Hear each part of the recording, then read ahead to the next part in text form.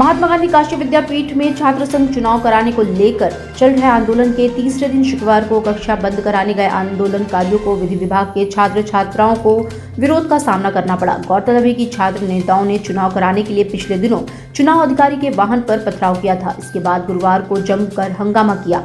शुक्रवार को LLB की परीक्षा चल रही थी। इस दौरान धरने पर बैठे छात्र नेताओं के समर्थक परीक्षा कक्षा में पहुंचे और छात्र छात्राओं को परीक्षा देने से रोक दिया।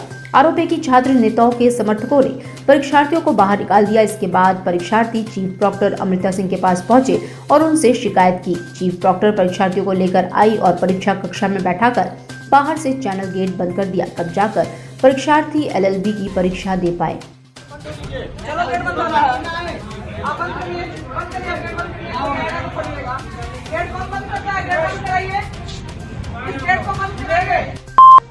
हेट स्पीच मामले में समाजवादी पार्टी के अध्यक्ष अखिलेश यादव और AIMIM के चीफ और सांसद ओवैसी और उनके भाई अकरुद्दीन ओवैसी के खिलाफ MP MLA कोर्ट में शुक्रवार को सुनवाई नहीं हो सकी। न्यायाधीश के अवकाश पर होने के कारण सुनवाई टल गई। अब इस मामले की अगली सुनवाई 16 जनवरी को होगी। गौरतलब है कि इस मामले में अधिवक्ता हरिशंकर पांडे ने हिंदुओं की आस्था को ठेस पहुंचाने और सामाजिक सौहार्द खराब करने का आरोप लगाते हुए इन नेताओं के खिलाफ अर्जी दी थी।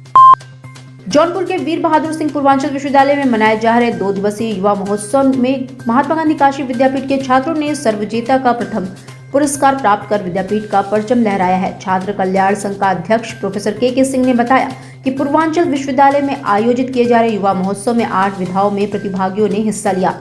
काशी विद्यापीठ की टीम ने इसमें से 6 में से प्रथम और 2 में द्वितीय स्थान प्राप्त किया है। टीम के मैनेजर डॉक्टर सुमित घोष व डॉक्टर संगीता घोष के निर्देशन में टीम ने बेहतर प्रदर्शन किया है।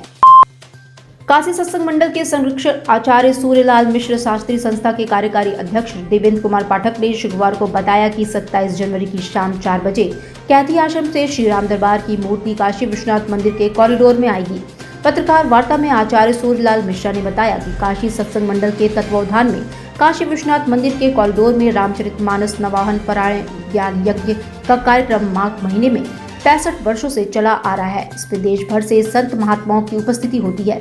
विश्व शांति हेतु अनवरत महायज्ञ का आयोजन भी होता है। 111 भूदेवों द्वारा मानस पाठ किया जाता है। उन्होंने बताया कि 27 जनवरी की शाम 4 बजे कैथी आश्रम से श्री राम दरबार की मूर्ति काशी विश्वनाथ मंदिर के कॉरिडोर में आएगी। हमारा प्राचीनतम कार्यक्रम पूर्व की भांति इस वर्ष भी व्यवस्थित है। विडम्बना कुछ है उस स्थान की, उस जगह की और आज के परिसर में, आज के परिप्रेक्ष्य में। काशी में मकर संक्रांति की तैयारियां जोरों पर हैं। इस बार काफी सारी नए डिजाइन की पतंगे बाजार में देखने को मिल रही हैं। इनमें विशेष रूप से सिद्धू मूसेवाला की तस्वीर की पतंगे लोग ज्यादा खरीद रहे हैं। लक्सा थाना क्षेत्र के औरंगाबाद इलाके के एक पतंग व्यवसायी किशन यादव ने बताया कि इस बार बहुत सारी नई डिजाइन की पतंगे आई हैं और लोग खरीदारी भी कर रहे हैं। साथ ही साथ उन्होंने बताया कि जो भी खरीदार दुकान पर खरीदारी करने आ रहे हैं उनकी डिमांड चाइनीज मांझे को लेकर ज्यादा दिखाई दे रही है। यदि अगर बाजार की बात करें तो इस बार चाइना मांझे को लेकर तमाम जगहों पर विरोध हुआ है, जिसके कारण मार्केट पर बुरा असर आया है। हर ग्राहक चाइना मांझा की मांग कर रहा है, न देने पर वो लौट जा रहे हैं। पशु पक्षियों और इंसानों की जान की आफत बने चाइनीज मांझे को लेकर प्रशासन की सतर्कता का असर इस बार मार्केट में साफ दिख रहा है। वहीं लाइव वायरस भी लोगों से अपील करता है कि इस बार मकर संक्रांति पर्व पर चाइनीज मांझे का बहिष्कार करें। ये मेरी दुकान औरंगाबाद पे है, जहाँ पतंग की मार्केट है। मेरी ये दुकान 10 साल पुरानी है पतंग की। ऐसे लगभग 10 सालों से आप पतंग बेच रहे हैं, तो क्या आपको अनुभव है पतंग का और किस तरीके से आप लोग व्यापार को? पतंग का अनुभव देखेंगे तो सर, यहाँ पे रामपुर की पतंग बिकती है, इलाहाबाद की पतंग, बरेली की पतंग, हर जगह की पतंग हम लोग बेचते हैं। अब फैंसी से लेकर बड़ा छोटा सा पतंग बेचते हैं, प्लास्टिक से लेकर हर चीज़ का। इस बार क्या नया है, क्योंकि देखा जा रहा है कि 75वां आज़ादी का अमृत महोत्सव है और न्यू ईयर भी बहुत धूमधाम से मनाया गया, तो क्या नए तरीके से आप लोग पतंग करेंगे? इस साल क्या पतंगें आई हैं कोरोना काल के बीतने के बाद, इस साल क्या है कि मतलब कम से कम अच्छे लोग अच्छे डिमांड में पतंग बेच रहे हैं, ले रहे हैं, खरीद रहे हैं। अच्छे छोटी से लेकर बड़ी पतंग देखिए, 2023 की पतंग, हर तरीके की पतंग लोग ले जा रहे हैं। इस बार बच्चों के लिए विशेष रूप से देखा जा रहा है कि बच्चे भी बहुत ज़्यादा धीमे धीमे खिचड़ी का पर्व जो कायदे से मनाया जा रहा है, बच्चे भी बहुत रुचि रखते हैं, तो क्या बच्चों के लिए नया किया जाएगा? बच्चों के लिए कम से कम छोटी पतंग बच्चे ज़्यादा यूज़ कर रहे हैं। प्लास्टिक वाली पतंग बच्चे आ रहे हैं तो उनको छोटी पतंग चाह रहे हैं, छोटी पतंग ले जा रहे हैं। लगभग कम से कम और ज़्यादा से ज़्यादा कितने रुपए तक की पतंगे? हमारे पास 3-4 से लेके कम से कम 15 से 20 तक की पतंग हमारे पास है। बड़ी पतंग में जाएंगे तो 30 से 40 वाली पतंग हमारे पास बड़ी में है।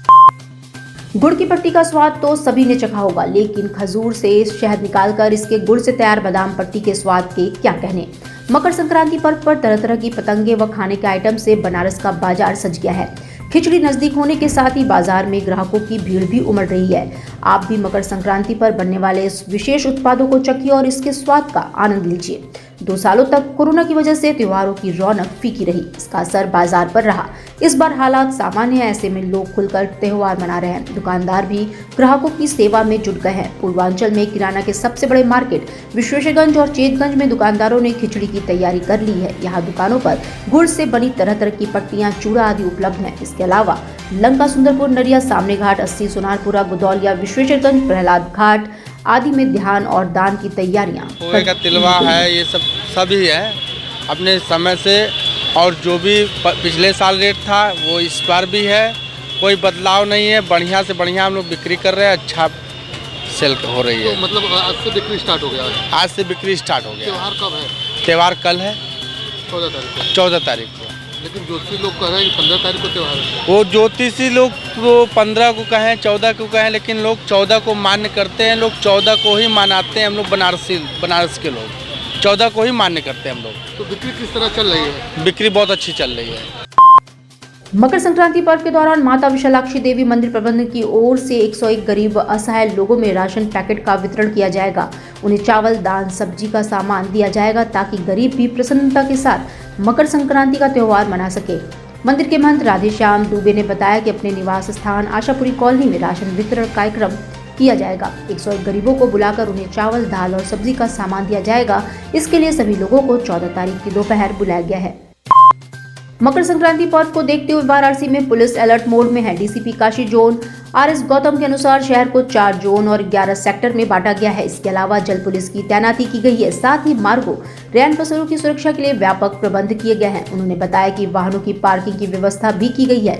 मैदागिन चौराहे से लेकर गुदौलिया तक कोई वाहन आ जा नहीं सकेगा। इसके अलावा गंगा जी में जल बैरिकेडिंग की व्यवस्था की गई है। नाविकों को निर्धारित क्षमता में तीर्थयात्रियों को बैठाने के निर्देश दिए गए हैं। साथ ही सख्त हिदायत दी गई है कि कोई भी यात्री नौकाओं में बिना लाइफ जैकेट सफर नहीं करेगा। लोगों से अपील की जाती है कि किसी भी प्रकार के संदिग्ध व्यक्ति और वस्तु दिखने पर तत्काल पुलिस कंट्रोल रूम के 112 पर सूचित करें। इसके साथ ही गलियों में ट्रैफिक सुचारू रूप रहे, इसके लिए प्रबंध किए गए हैं। आज का दिन हम सबके लिए अत्यंत महत्वपूर्ण है। बीते 8 सालों में बदलते भारत को पूरी दुनिया ने देखा है और काशी के लिए तो आज से संभावनाओं की एक नई यात्रा का शुभारंभ हुआ है। ये बातें मुख्यमंत्री योगी आदित्यनाथ ने शुक्रवार को वाराणसी में रिवर क्रूज यात्रा के शुभारंभ और गंगा पार बनी टेंट सिटी के उद्घाटन समारोह के दौरान कही। गंगा विलास क्रूज के माध्यम से काशी से डिब्रूगढ़ तक 3200 किलोमीटर की विश्व की सबसे लंबी रिवर क्रूज यात्रा का शुभारंभ और गंगा तट पर बनी टेंट सिटी का उद्घाटन समारोह शुक्रवार को रविदास घाट पर आयोजित हुआ। पीएम मोदी इस समारोह में वर्चुअली उपस्थित रहे। मुख्यमंत्री योगी आदित्यनाथ ने हर हर महादेव के जय घोष के साथ अपना उद्बोधन शुरू किया। उन्होंने कहा कि दुनिया के सबसे प्राचीन नगरी काशी दुनिया की आध्यात्मिक और सांस्कृतिक राजधानी के रूप में विख्यात है। प्रधानमंत्री के मार्गदर्शन में काशी अपनी विरासत को संरक्षित रखते हुए वैश्विक मानचित्र पर उभरी है। वासियों की ओर से, उत्तर प्रदेश वासियों की ओर से आदरणीय प्रधानमंत्री जी का हृदय से आभार व्यक्त करता हूं। प्रधानमंत्री नरेंद्र मोदी ने शुक्रवार को दुनिया के सबसे लंबे वाटर क्रूज यात्रा का शुभारंभ किया। काशी में आयोजित मुख्य कार्यक्रम से ऑनलाइन जुड़े प्रधानमंत्री ने इस दौरान गंगा पार रेत पर बनी टेंट सिटी के उद्घाटन के साथ ही लगभग 1000 करोड़ से ज्यादा की योजनाओं का शिलान्यास और लोकार्पण किया। इस दौरान अपने संबोधन में प्रधानमंत्री ने कहा कि विश्व में जैसे जैसे भारत मजबूत हो रहा है, उसे जानने की उत्कंठा भी दुनिया भर के लोगों में बढ़ रही है। इसी के साथ भारत में पर्यटन का एक बुलंद दौर शुरू हो चुका है। हर हर महादेव के जय घोष के साथ अपने भाषण की शुरुआत करते हुए प्रधानमंत्री ने कहा कि आजादी के बाद गंगा पूरी पट्टी विकास में पिछड़ती चली गई। इस वजह से लाखों लोगों का पलायन हुआ। इस स्थिति को बदलने के लिए हमने नए अप्रोच के साथ काम शुरू किया। एक तरफ नमामि गंगा के साथ गंगा की निर्मलता के लिए कार्य किए गए, तो दूसरी तरफ अर्थ गंगा अभियान चलाया गया, जिसमें गंगा तट के राज्यों और जिलों में आर्थिक तंत्र को मजबूत करने का प्रयास किया गया। प्रधानमंत्री से हरी झंडी मिलने के बाद गंगा विलास रिवर क्रूज की ऐतिहासिक यात्रा की शुरुआत होगी। हर महादेव।